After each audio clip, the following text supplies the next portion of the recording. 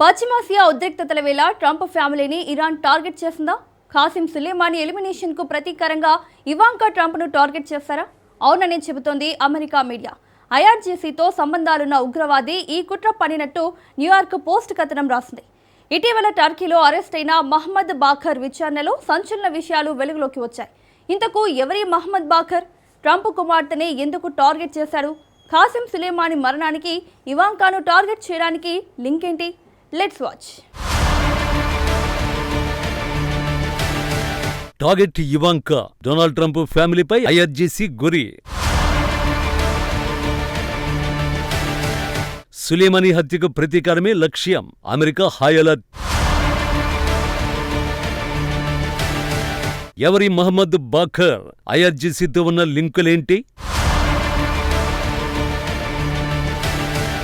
Iran America మధ్య ఉద్రిక్తతలు పతాక స్థాయికి చేరిన వేళ మరో షాకింగ్ ట్రూత్ బయటకొచ్చింది. ట్రంప్ ఫ్యామిలీని ఐఆర్జీసీ టార్గెట్ చేసిందన్నది ఆ నిజం. ట్రంప్ పెద్ద కుమార్తె ఇవాంకా ట్రంప్ హత్యకు కుట్ర జరిగిందని న్యూయార్క్ పోస్ట్ కథనం రాసింది.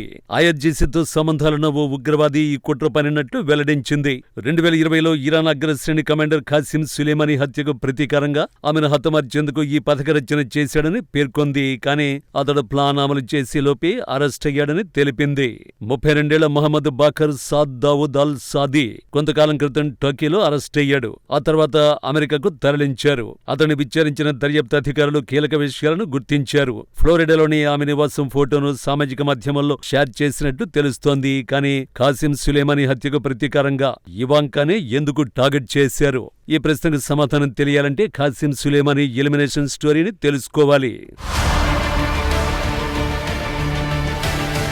ట్రంప్ ఇరాన్ వైరానికి చాలా పెద్ద హిస్టరీనే ఉంది. ఆ వైరం 2020లో తీవ్ర రూపు దాల్చుకుంది. ఎందుకంటే అప్పుడే ఖాసిం సులేమానీని అమెరికా అంతం చేసింది. 2020లో సులేమానీని అమెరికా ఎలిమినేట్ చేసింది. అది కూడా పక్కా ప్లాన్ తో బాగ్దాదులో అత్యాధునిక MQ-9 రిపర్ డ్రోన్ తో గుర్తుపట్టలేని విధంగా చంపేసింది.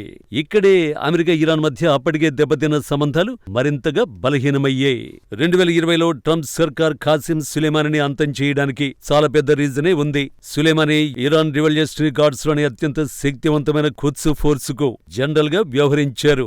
సులేమానీ నేతృత్వం వహించిన ఖుద్స్ ఫోర్స్ ఇరాన్ చుట్టుపక్కల దేశాల్లో షియాలకు అనుకూలంగా కార్యకలాపాలను సాగిస్తుంటుంది. లెబనాన్లో హిజ్బుల్లా పక్షాలకి ఇది బలమైన అండ. ఇక ఇరాక్లో కూడా ఖుద్స్ షియా ముస్లింలకు అనుకూలంగా ఈ దళం పనిచేస్తుంది. ఈ కార్యకలాపాలు, వ్యూహాలు, దాడులు, ప్రతిదాడులు మొత్తం ఖాసిం సులేమానీ కనుసన్నల్లోనే జరిగేవి. ఇరాన్ అమెరికా ఉద్రిక్తతల సమయంలో సులేమానీ నేరుగా అమెరికాపై బెదిరింపులకు దిగారు. మిస్టర్ ట్రంప్, ఓ జోదగాడా, మేము నీకు చాలా దగ్గరగా ఉన్నాం. అది నీ ఊహకు కూడా అందదు. యుద్ధం నువ్వు మొదలు పెడితే మేం ముగిస్తామని హెచ్చరించారు. అప్పుడే సులేమానీని లేపేయాలని ట్రంప్ డిసైడ్ అయ్యాడు. లెబనాన్ నుంచి కానీ సిరియా నుంచి కానీ వస్తున్నట్లు భావిస్తున్న ఒక విమానంలో ఖాసిం సులేమానీ ఉన్నట్లు సమాచారం అందింది. అక్కడకు పాపులర్ మొబిలైజేషన్ ఫోర్స్ నేత మొహందీస్ కూడా రానున్నట్టు తెలిసింది. అప్పటికే కసి మీద ఉన్న అమెరికా దళాల మిషన్ కోసం ప్రణాళికలు రూపొందించాయి.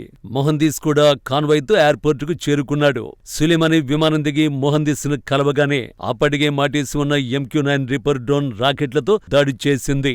ఆ దాడిలో ఖాసిం సులేమానీ చేతి వేలికి ధరించిన ఎర్రటి ఉంగరం ద్వారానే అతడి మృతదేహాన్ని గుర్తుపట్టగలిగారు. ఆ సమయంలో ఇరాన్ మొత్తం అట్టుడికిపోయింది. ఖాసిం సులేమానీ అంత్యక్రియల తర్వాత అతని కుమార్తె సైతం ట్రంప్ కు వార్నింగ్ ఇచ్చింది. ఆ రోజు నుంచి ఈ రోజు వరకు సులేమానీ హత్యకు ప్రతీకారం కోసం ఇరాన్ ఎదురు చూస్తూనే ఉంది. ఇందులో భాగంగానే 2023లో ట్రంప్ ఎలిమినేషన్ కోసం ఏకంగా అత్యాధునిక మిస్సైల్స్ ని సిద్ధం చేసినట్టు సంచలన ప్రకటన చేసింది. అంతేకాదు, ట్రంప్ ఎలిమినేషన్ కోసం అమెరికాకు తన గూఢచారులను సైతం పంపించింది ఇరాన్. ఇరాన్ తన గూఢచారుల్ని అమెరికాలో దించినట్టు FBI సైతం నిర్ధారించింది. 2024 మార్చి నెలలో ఇరాన్ సీక్రెట్ ఏజెంట్ తమ దేశంలోకి చొరబడినట్టు FBI సంచలన ప్రకటన చేసింది. తమ కళ్లుగప్పి అమెరికాలో చొరబడ్డమే కాకుండా కొందరు కిరాయి హంతకుల్ని ఏర్పాటు చేసుకున్నట్టు ప్రకటించింది. అతడి పేరు మాజిద్ దస్తజానీ ఫర్హానీ అని వివరించింది. ధారాళంగా స్పానిష్ మాట్లాడే ఫర్హానీ గురించి మియామిలోని FBI ఆఫీస్ సమాచారం సేకరించడం మొదలుపెట్టింది. అతడు తరచూ ఇరాన్, వెనిజులా మధ్య ప్రయాణించినట్టు గుర్తించింది. టెహరాన్ పాలకులకు అతడితో సన్నిహిత సంబంధాలు ఉన్నట్లు పేర్కొంది.